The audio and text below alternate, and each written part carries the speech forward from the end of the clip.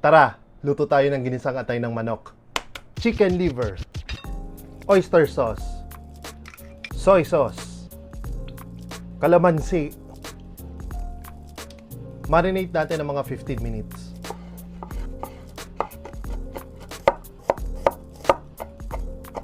Oil, garlic, onion, atsuete powder, tomatoes.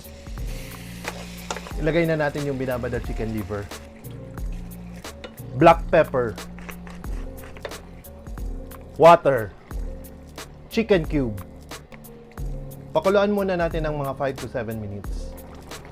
Salt, boiled eggs, pulang sili. Pakuluin pa natin ng mga 2 to 3 minutes tapos laban na.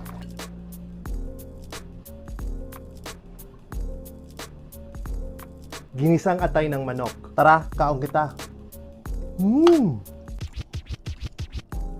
Saktong-sakto ang pagkakaluto sa atay. Itlog tsaka atay. Ang sarap nung asim ng kalamansi. Ang sarap nung anghang. Puwerte.